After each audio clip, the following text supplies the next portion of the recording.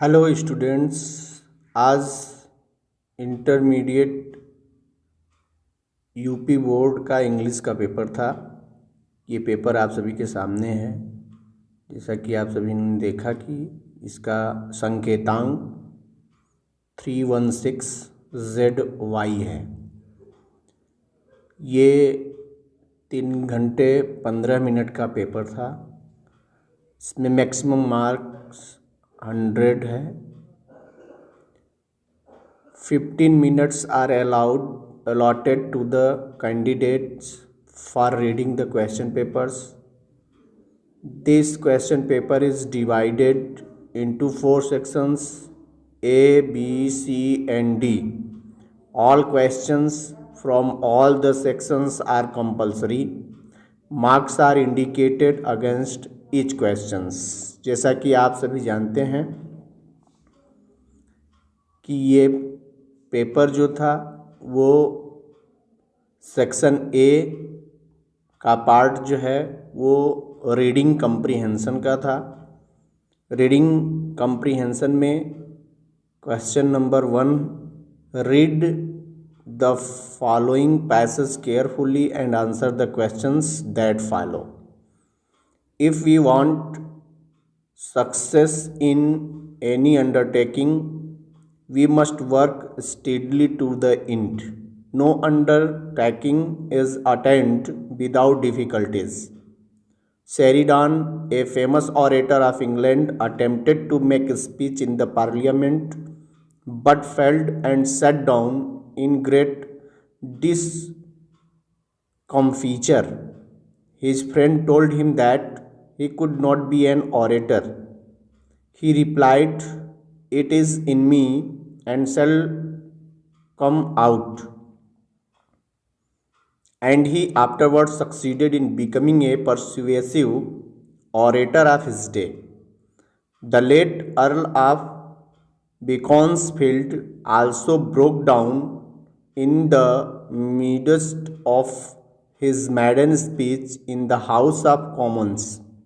He sat down in the midst of his says, but he told the audience with some emotion, "I have several times begun many things and often succeeded at last. I shall sit down now, but the time will come when you will hear me." These words afterwards proved to be prophetic. We should not, therefore, be discouraged by disappointment at the beginning of life. इससे related questions आपको दिए गए हैं। ये passage था। इसका meaning, इसका sense आप इसको पढ़ के क्लियर कर सकते हैं कि इसमें किसी भी कार्य की सफलता हमारे द्वारा लगातार किए गए प्रयास पर ही डिपेंड होती है। ऐसे ही एग्जाम्पल को शेरिडान, जो एक प्रसिद्ध वक्ता इंग्लैंड के थे, उनके स्पीच के ऊपर है कि सबसे पहले जब उन्होंने स्पीच पार्लियामेंट में देने का प्रयास किया था तो वो जो है बड़े ही घबराहट में पहली बार बैठ गए थे और वो बोल नहीं पाए। उनके मित्रों ने उनसे कहा था कि आप एक अच्छे वक्ता नहीं बन सकते। तब उन्होंने ये बात कही थी कि मेरे अंदर वो स्किल है और मैं ऐसा कर सकता हूँ। और बाद में वो एक अच्छे वक्ता बने और कई बार उन्होंने जो है अपनी स्पीच में ये कहा था कि कई बार हम अपनी जब भी कोई शुरुआत करते हैं तो शुरुआत हम अच्छा नहीं कर पाते, लेकिन अंत में हम सफल हो जाते हैं। और इस तरह से हमें कभी भी शुरुआत में ही, अपने जीवन के शुरुआत में ही निराश नहीं होना चाहिए। इस तरह का संदेश दिया गया। इससे रिलेटेड हम क्वेश्चन देखते हैं। इसमें क्वेश्चन नंबर 1 है, what must be done if we want to succeed in any undertaking. जैसा कि आप देख रहे हैं कि इसका आंसर पहली ही लाइन में है। If we want success in any undertaking we must work steadily to the end. Second question है, what did Sheridan do when he failed to make a speech in the parliament. Sheridan ने क्या किया जब वो speech देने में parliament में असफल हो गए? इसका भी आंसर आप सेकेंड लाइन में देख सकते हैं कि वे जो है घबराहट के साथ बैठ गए थे। इसको आप यहाँ से ले सकते हैं कि Sheridan, a famous orator England, attempted to make a speech in the parliament but failed and set down in a great discomfiture. Third question है, what did Sheridan mean when he said that it is in me and shall come out? इसमें आपको इसका meaning निकाल के आपको एक sentence में देना था कि जब शेरिडान ने ये कहा कि मुझ में है और वो एक दिन बाहर आएगा, उसका मतलब क्या है? तो उनका मतलब था, Sheridan means to say that the skill to speak या skill to be an orator was already in his heart and it will come true after some time। उनके कहने का मतलब ये था कि एक वक्ता के सारे गुण उनके अंदर हैं और वो प्रयास करने से बाहर निकल कर आएंगे। इसी को आप एक सेंटेंस में बनाकर इसका आंसर देना था। 3-3 नंबर के ये क्वेश्चन के आंसर हैं और यदि आपने इस तरह से रिलेटेड आंसर दिया है तो निश्चित रूप से आपको इसमें अच्छी मार्क्स मिलने वाली है। नेक्स्ट क्वेश्चन है, what do you learn from the passage? आप इस पैसेज से क्या सीखते हैं? ये भी आपको इसका आंसर आपको खुद डेवलप करना है सेंटेंस में, और आंसर देते समय ये सावधानी बरतनी थी कि इसमें आपको क्या सीख दी गई इससे। तो आप कह सकते हैं कि इसकी अंतिम पंक्ति देखें तो इसमें बड़ी अच्छी पूरा आंसर इसका बन सकता है कि we learn that we should not be discouraged by disappointment at the beginning of life. इससे हमें ये सीख मिलती है कि हमें अपने जीवन के शुरुआत में जो है निराशा से हतोत्साहित नहीं होना चाहिए। यही इसकी सीख है। ये अंतिम लाइन जो है आप इसमें ऐड कर सकते हैं। नेक्स्ट क्वेश्चन की ओर बढ़ते हैं तो इसमें है, which word in the passage means embarrassment? Embarrassment का मतलब इस पैसेज में कौन सा शब्द आया है? तो आपने इस पैसेज में देखा एक शब्द आया है डिस्कम्फीचर। डिस्कम्फीचर मीन्स एम्ब्रेसमेंट, यानी मीनिंग वाले वर्ड को इसमें सर्च करना था और राइट करना है। तो यहाँ आप लिख सकते हैं एम्ब्रेसमेंट, या in this passage embarrassment means discomfiture. Next question है, which word in the passage is the opposite of lazily? कौन सा वर्ड लेजली का अपोजिट है इस पैसेज में? तो आप देख सकते हैं स्टिडली।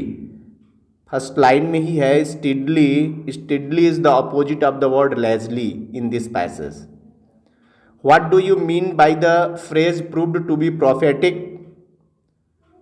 Proved to be prophetic phrase का आप मतलब क्या समझते हैं? तो आप लिखेंगे कि proved to be prophetic means something described before and happen later, यानी कोई ऐसी चीज़ जो पहले ही डिस्क्राइब की गई हो और बाद में घटित हो जाए, then it is called proved to be prophetic. Dear students, ये सेक्शन ए का रीडिंग कम्प्रीहेंशन था। ये आपका 3, 3, 6, 3, 9, 3, 12, 3, 15 नंबर आपका इसमें था। यदि आपने इस तरह से क्वेश्चन का आंसर दिया है तो निश्चित रूप से आपको 15 नंबर मिलने वाले हैं। नेक्स्ट सेक्शन बी की ओर चलते हैं, जो राइटिंग स्किल पर डिपेंड है। राइटिंग स्किल में क्वेश्चन नंबर 2 जो है वो 10 नंबर का क्वेश्चन है। Right an article on any one of the following topics in about 100 to 150 words. आप सभी जानते हैं कि यह लेख लिखनी है। टॉपिक यहाँ दिया है, did India succeed in dealing with the pandemic, यानी आपको टॉपिक दे दी गई है कि क्या भारत महामारी से बचने में या महामारी से लड़ने में सफल हो पाया, इस पर आपको अपने विचार लिखने थे। बड़ी अच्छी टॉपिक थी। मैंने अपने विद्यार्थियों को कई बार पेंडेमिक के लिए कोविड-19 से रिलेटेड आर्टिकल्स को डिटेल मैंने करवाया है। उम्मीद करता हूं कि आप लोगों ने इस पर अपने विचार लिखे होंगे। इससे भी अच्छी topic, role of women in modern India, आधुनिक भारत में स्त्रियों की भूमिका, आपको इस पर अपने लेख लिखने थे। थर्ड है journalism and it's work in a democratic setup, पत्रकारिता और प्रजातांत्रिक क्षेत्र में इसकी भूमिका, इसके बारे में भी आप अपने विचार लिख सकते हैं। आजकल जर्नलिज्म के पक्ष और विपक्ष दोनों हैं। पत्रकारिता के क्षेत्र में बहुत सारी चीज़ें ऐसी हैं जो समाज की बुराइयों को प्रकाशित करते हैं, जिस पर लोगों का ध्यान आकर्षित हो और उसमें सुधार किया जा सके। बहुत सारी चीज़ें ऐसी हैं कि आजकल जर्नलिज्म में लोग सही बात को स्पष्ट कहने से हिचकिचा रहे हैं। Like this thought can be expressed. तो उम्मीद करता हूं कि ये भी क्वेश्चन आप सभी ने अच्छे से किया होगा। ये 10 नंबर का क्वेश्चन था, इसको अच्छे से आपने किया होगा। नेक्स्ट क्वेश्चन जो थर्ड है, राइटिंग स्किल का ही हिस्सा है, जो थोड़ा सा मॉडल पेपर से डिफरेंट है। मॉडल पेपर में कंप्लेंट लेटर या letter to the editor, 2 type के लेटर्स ही केवल प्रिस्क्राइब थे इंटरमीडिएट के बोर्ड एग्जाम के लिए। बट यहाँ तो हाई स्कूल लेवल का लेटर, पर्सनल लेटर और application, common application to the principal दे दिया गया है और बहुत ही इजी था। Write a letter to your younger brother warning him against some of his undesirable companions. इसका मतलब है कि आपको अपने छोटे भाई को चेतावनी देते हुए पत्र लिखना था कि वह अपने कुछ अवांछनीय साथियों से जो है दूर रहे। या एप्लीकेशन के रूप में लिखना था, write an application to the principal of your college requesting him to organise annual sports in time. समय से वार्षिक खेल कूद को ऑर्गेनाइज करने के लिए अपने प्रधानाचार्य को एक प्रार्थना पत्र देना था आपको। तो उम्मीद करता हूँ ये भी इजी क्वेश्चन था, इसे आप लोगों ने हल किया होगा। आइए हम ग्रामर के सेक्शन सी की ओर चलते हैं। सेक्शन सी के भी क्वेश्चंस थोड़े घुमावदार 1-2 क्वेश्चन थे इसमें, पर थोड़ा सा पेशेंस के साथ यदि आपने रीड किया होगा तो निश्चित रूप से अच्छा आंसर दे सके होंगे। जिसमें क्वेश्चन नंबर 1 है,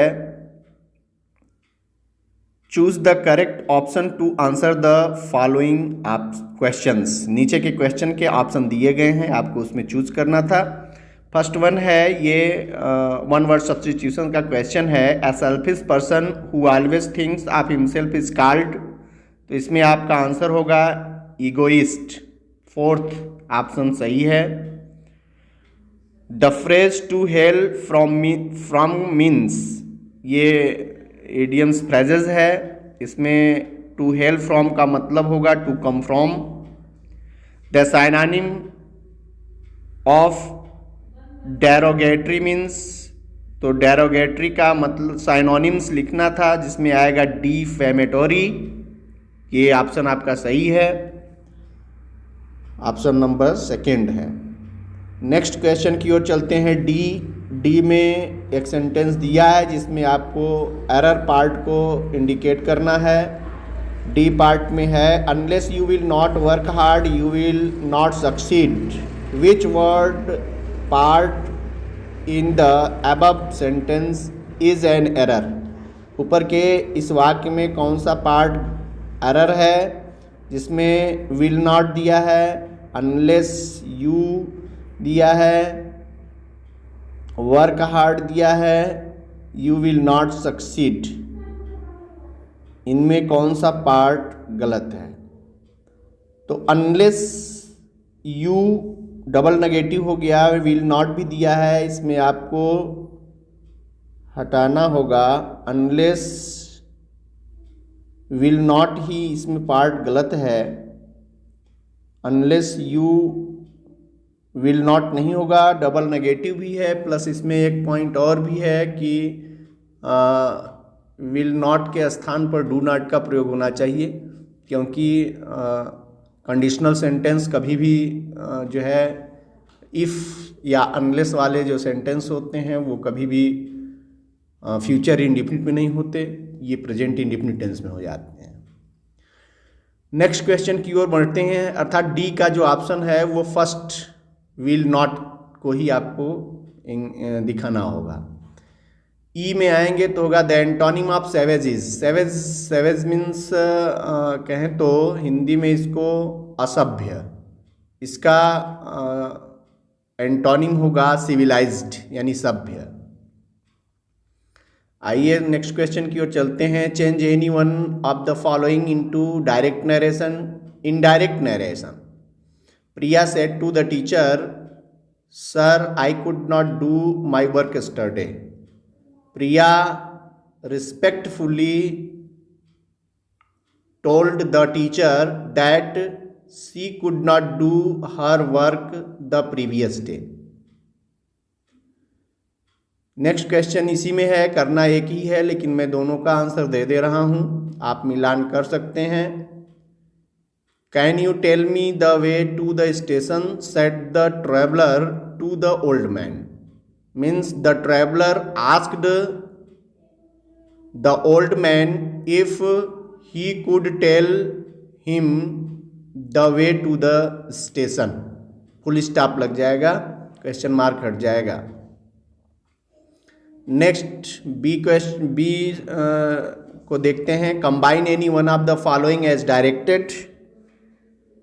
क्वेश्चन नंबर फर्स्ट है, I will finish the work in time, I am sure. Simple sentence बनाना था तो हो जाएगा I will finish the work in time surely. Second question है, some people die for some noble cause, they are honoured by everyone. Complex sentence बनाना था, some people who die for some noble cause, comma are honoured by everyone. ये complex sentence में बन जाएगा, इसमें भी एक ही करना था। नेक्स्ट है, transform any one of the following as directed. Kolkata is the biggest city in India. Comparative degree बनानी थी, कंपैरेटिव डिग्री में सब्जेक्ट वही रह जाता है, यानी Kolkata is bigger than any other city in India. Next है, no sooner did the train stop than I got down. Affirmative sentence बनाना है, इसका मतलब हुआ आप नो सूनर को एज सुन एज में चेंज करेंगे, as soon as the train stopped, comma I got down. Correct any one of the following sentences. First है, हिज रिक्वेस्ट ऑफ लीव, तो यहां होगा his request for leave was not granted. इसको एक तरह से और बना सकते हैं, his leave request was not granted. Leave को हिज लीव रिक्वेस्ट यानी लीव को एडजेक्टिव बनाकर रिक्वेस्ट के पहले लगा देंगे तो भी हो जाएगा, या ऑफ को चेंज करके यहाँ फॉर लगा देंगे तो भी सही हो जाएगा। नेक्स्ट क्वेश्चन है, इसी में है सेकेंड नंबर पे कि these news have disturb the peace of my mind. These की जगह दिस होगा क्योंकि न्यूज सिंगुलर नंबर का नाउन है, और हैव जो है वो हैज हो जाएगा क्योंकि ये सिंगुलर सब्जेक्ट भी हो गया। तो this news has disturb the peace of my mind. Next question की ओर आप बढ़ेंगे तो use any one of the following pairs of words in your own sentence to make the difference in their meanings clear. इसमें आपको sentence बनाना है, मैं आपको अर्थ दे देता हूं, आप इससे रिलेटेड सेंटेंस बनाए होंगे। स्टेयर का मतलब सीढ़ी से है, यानी सीढ़ी से रिलेटेड आप कोई सेंटेंस बना देंगे।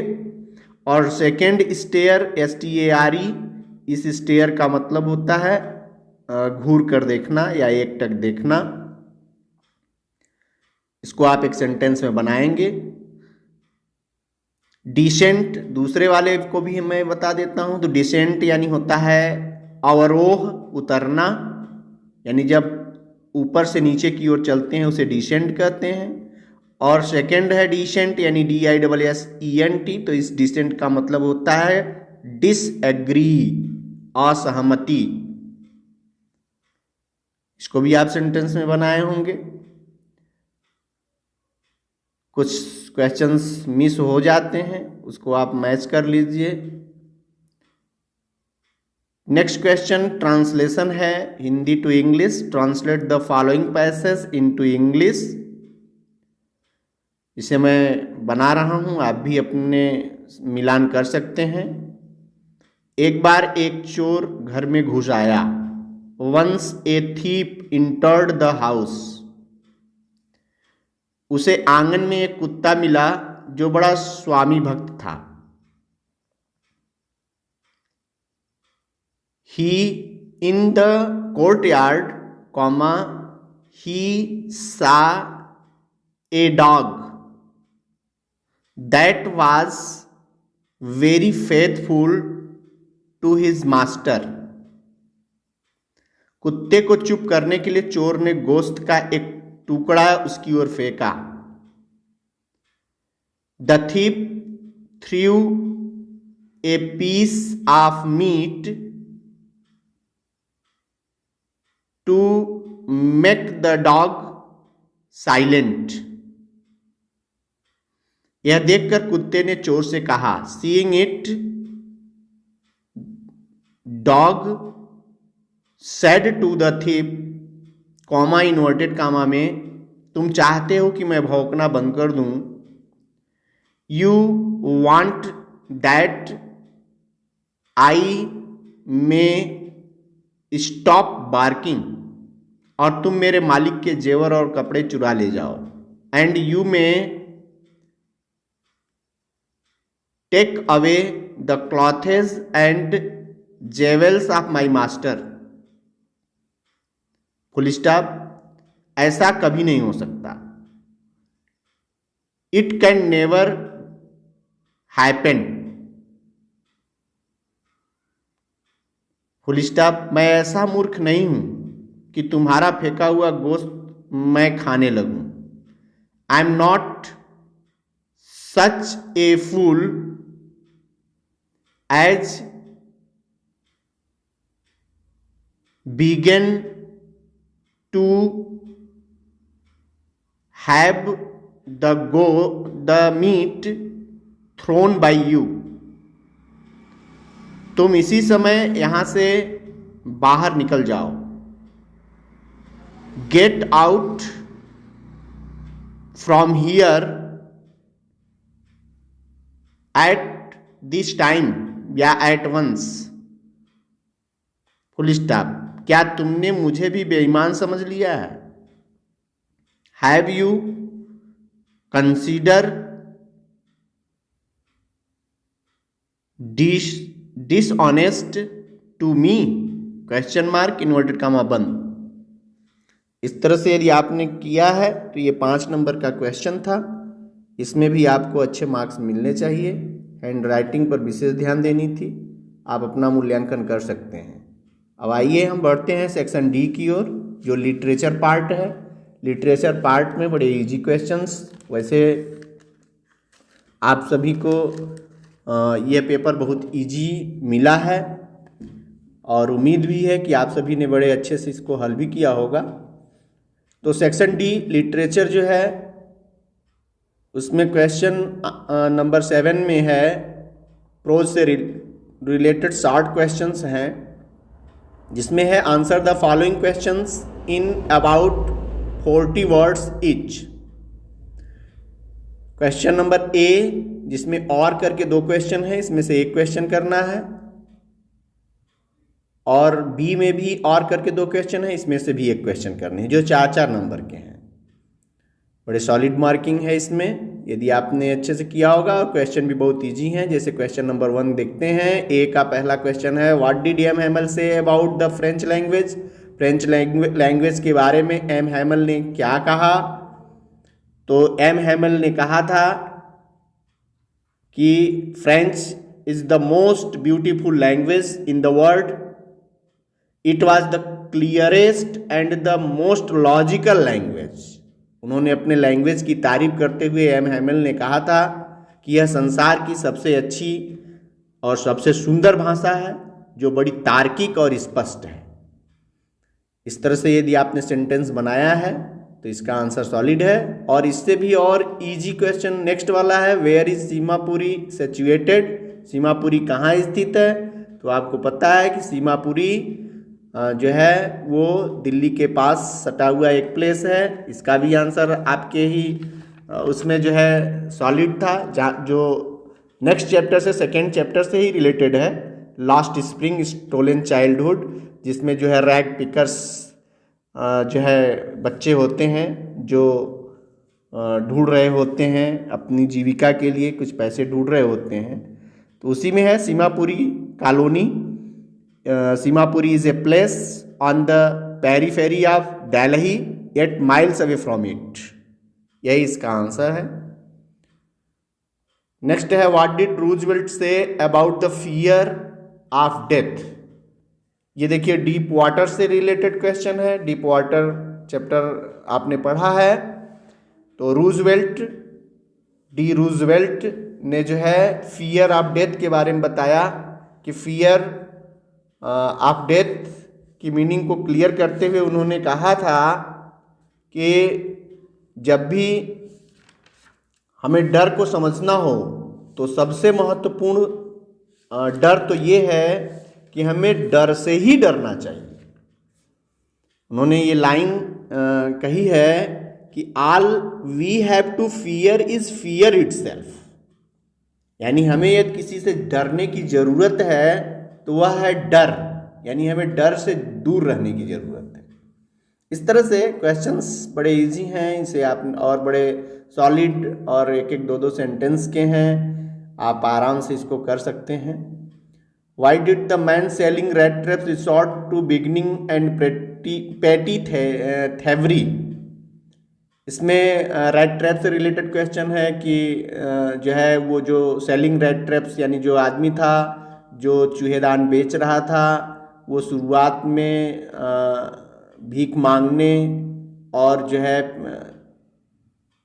चोरी करने के कार्य, तुच्छ कार्यों में क्यों संलिप्त था, क्यों लगा रहा। इसी तरह के क्वेश्चन हैं। नेक्स्ट क्वेश्चन जो है वो लॉन्ग क्वेश्चन है, इसको भी आप किए ही होंगे। ये भी रिलेटेड है, जैसे mention the hazard of working in the glass bangle industry. यानी ग्लास बैंगल यानी चूड़ी बनाने वाली इंडस्ट्री में जो है घटित होने वाली जो भी खतरे थे उनका वर्णन करना था, दर्शाना था उनको। The story of the red trap is both entertaining and philosophical discuss. इसको भी डिस्कस करना था कि रेड ट्रैप जो स्टोरी है वो इंटरटेनिंग आनंददायक भी है, फिलोसॉफिकल दर्शन या दार्शनिक भी है, दर्शन से भरी हुई है। तो आपने देखा ही है रेड ट्रैप में जो है वो फिलोसॉफिकल एटीट्यूड लेखक ने प्रस्तुत किया है कि the whole world is a red trap and everything here is attracting and taking everyone in a trap. तो इसे एक्सप्रेस करना था उसमें कि ये फिलोसॉफिकल भी है और इंटरटेनिंग भी है। उम्मीद है कि आप सभी ने अच्छा किया होगा। नेक्स्ट अगले क्वेश्चन की ओर चलते हैं जो पोएम से रिलेटेड है। इसमें भी पैसेज पोएम का दिया है और इससे भी related question, what would the fisherman not do. तो fisherman would not harm whales in the cold sea. पहली दो लाइन ही इसके आंसर हैं। सेकेंड क्वेश्चन है, what would the man gathering salt do.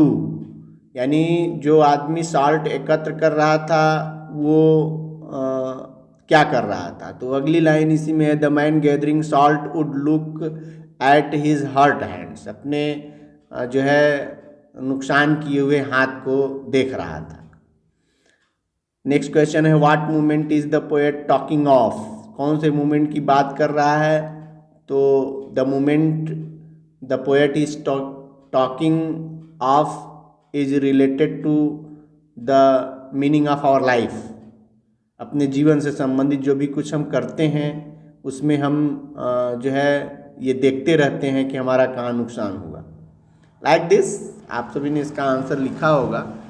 Next central idea था। Central idea में आप लोगों ने देखा कि an elementary school classroom in a slum, या thing of beauty, on Jennifer's tigers, इन सबको आपने में इसमें से एक करना था, इसमें से कोई एक आपने किया होगा। नेक्स्ट क्वेश्चन है, what was the birthday gift that Maharaja spotted in A toy shop, एक टॉय खिलौने की दुकान में कौन सा बर्थडे गिफ्ट राजा ने चयन किया था। ये भी आपको पता है कि महाराजा ने जो है बर्थडे गिफ्ट चयन किया था वुडन टाइगर, जो उनके मृत्यु का कारण भी बना। द 100 टाइगर वही था जिसकी वजह से महाराजा की मृत्यु हुई। Who is Mister Lamb, how does Derry get into his garden, Mister Lamb के बारे में भी आपने पढ़ा है कि मिस्टर लैम का गार्डन था, उनका एक पैर टीन का था जो ख़राब हो गया था, और डेरी जो था वो उसका चेहरा ख़राब था जिसकी वजह से वो ये समझ रहा था कि वो किसी के सामने प्रस्तुत नहीं हो सकता, लेकिन वो छुपते छुपाते उनके बगीचे में चला गया था। इनको आपने लिखा होगा। नेक्स्ट क्वेश्चन है, why would none of the other little creature like to play with Roger Skunk, Roger Skunk के साथ दूसरे जानवर क्यों नहीं खेलना चाहते थे। ये भी आपको पता है क्योंकि रोजर स्कंक के शरीर से जो है बैड स्मेल आती थी, इसलिए नहीं खेलते थे। ये भी कहानी आपने अच्छे से पढ़ी है। Why did doctor Sadao's father send him to America, doctor Sadao के पिता ने उन्हें अमेरिका क्यों भेजा था। तो उनको मेडिकल डिग्री के लिए और मेडिकल स्टडी के लिए अमेरिका भेजा था उनके पिता ने। इसको भी आपने पढ़ा है, डॉक्टर सदायो की एक अच्छी स्टोरी, उनके रिलेटेड ड्यूटी और रिस्पॉन्सिबिलिटी से रिलेटेड एक अच्छी कहानी है। नेक्स्ट लॉन्ग क्वेश्चन के रूप में है, एक ही क्वेश्चन करना था इसमें से, when and how did Charlie find Sam's letter. ये पहले लेटर से है, थर्ड स्टोरी नहीं, हाँ third story. How is the study of Antarctica useful to us, very important chapter है। अंटार्कटिका की यात्रा हमारे लिए या उसका अध्ययन हमारे लिए उपयोगी कैसे है। तो आप समझ सकते हैं कि अंटार्कटिका हमें पृथ्वी की उत्पत्ति और पृथ्वी के पर होने वाले नुकसान की ओर उनसे रिलेटेड जानकारी उपलब्ध करवाता है। इसलिए हमें अंटार्कटिका के बारे में अध्ययन करना चाहिए कि किस तरह से पृथ्वी की उत्पत्ति हुई और किस तरह से पृथ्वी पर नुकसान हो रहा है, ताकि हम अपने पर्यावरण को अच्छा बना सकें, पृथ्वी को रहने योग्य बना सकें। इन सब की जानकारी के लिए हमें अंटार्कटिका की सैर करनी चाहिए। तो इस तरह से ये सब रिलेटेड क्वेश्चन थे, बहुत इजी पेपर था और उम्मीद करता हूँ कि आप सभी ने खूब अच्छे से किया होगा, अच्छे मार्क्स लाएंगे। बहुत बहुत धन्यवाद आप सभी को।